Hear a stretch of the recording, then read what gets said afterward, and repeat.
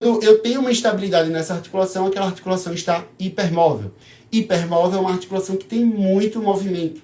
E uma articulação que tem muito movimento, que se tornou hipermóvel, é uma adaptação de uma outra estrutura que está hipomóvel. Então, ela só está hipermóvel e instável porque tem alguém próximo a ela que está com pouco movimento. E aí, só para a gente entender melhor, se eu tenho uma torácica, né, uma coluna torácica que não se move muito bem, o meu corpo não vai parar de se movimentar, ele vai continuar fazendo flexão, rotação, as inclinações. Porém, como a torácica não está conseguindo assumir esses movimentos, quem vai compensar? Ou a articulação acima, ou articulação abaixo. Então, uma torácica hipomóvel pode gerar uma lombar hipermóvel, com muito movimento. E se ela tem muito movimento, se ela tem muita liberdade, ela tem pouco controle. Então, eu vou ter uma estrutura lombar, uma coluna lombar instável, né? Porque ela está hipermóvel. E aí a pergunta é, adianta eu ficar atacando a todo momento aquela lombar, fazendo exercícios de prancha, exercícios de fortalecimento para aquela estrutura lombar, se eu não for na causa? Se eu não quebrar a hipomobilidade daquela torácica? Não, porque toda vez que eu for me movimentar, toda vez que eu for realizar alguma intervenção, aquela torácica não vai responder. E automaticamente a lombar vai se sentir responsável em assumir aquele movimento. E ela não vai ganhar estabilidade. Não? Você pode até avançar, você vai ganhar uma estabilidade ali ou outra, mas você não vai ter resultado eficiente. Você não vai conseguir um resultado de fato eficiente se você não busca a causa.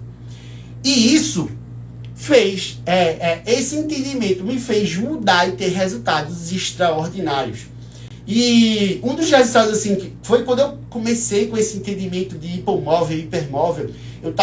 Eu sempre atendi muito, né, pessoas com estabilização funcional, atletas, pessoas que chegam com dor, e aí eu faço um atendimento, vejo as necessidades deles e passo exercícios para eles fazerem em casa, tá? Então, quando começou o CrossFit, eu recebi muito atleta para fazer isso, né? E uma das atletas, ela é atleta profissional e ela não estava conseguindo evoluir. Ela chegou para mim, Igor, eu não consigo aumentar a carga acima da cabeça. Tudo que é snatch, overhead squat, eu sofro muito. Eu não consigo evoluir em carga. Eu treino muito e não consigo evoluir. Ok, vamos lá. Fui avaliar. Gente, ela tinha uma torácica com muita mobilidade. Ela colocava a coluna dela onde ela quisesse. Ela entrava numa mala, se possível, tá? Quando eu fui avaliar, a lombar dela estava hipomóvel. A lombar dela não se movimentava nada.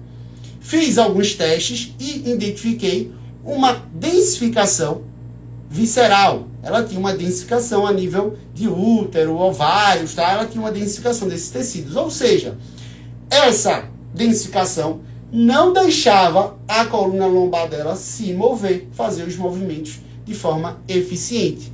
Automaticamente, ela se tornava hipomóvel, com pouco movimento, e a torácica se sentia na obrigação de assumir esse tanto de movimento que ela precisava. Ou seja, tudo que ela precisava fazer de movimento na coluna, a lombar não respondia e a torácica compensava com hipermobilidade. Se ela é hipermóvel, tem muito movimento, ela vai se preocupar com a amplitude do movimento e com pouco controle. Por isso, ela não conseguia estabilizar cargas acima da cabeça. E qual foi a intervenção que eu fiz com ela? Eu poderia muito bem chegar, vamos passar exercícios de estabilização funcional. E eu conheço muitos, eu tenho uma lista assim, de exercícios de estabilização funcional para torácica, para ombro. Eu poderia aplicar vários com ela. Só que quanto mais eu fizesse exercícios ali, ela ia responder, ela poderia ter uma melhora, mas a lombar ia sempre influenciar. E o que é que eu fiz? Liberei aquela restrição tecidual a nível visceral, comecei a passar exercícios de mobilidade lombar, né? Eu não lembro muito bem, mas ela tinha eu avalio a lombar nos 3 planos. Na flexão, né, no sagitário, na flexão e extensão, nas inclinações e nas rotações. E, pelo que eu lembro, ela tinha uma disfunção muito no plano sagital. Ela não conseguia fazer uma extensão, né? Porque tinha uma restrição visceral e ela não conseguia fazer uma extensão. Então, eu coloquei muitos exercícios de extensão da lombar para ela. E aí, à medida que ela foi, tirei aquela restrição tecidual, né? Devolvi mobilidade lombar, a torácica percebeu que agora ela não precisava de tanto movimento. Ela não precisava compensar tanto. E de forma concorrente, ela começou a fazer os exercícios de estabilização torácica. Ela começou a ter qualidade de movimento para levantar aquele braço para colocar a carga acima da cabeça. E ela ficou impressionada.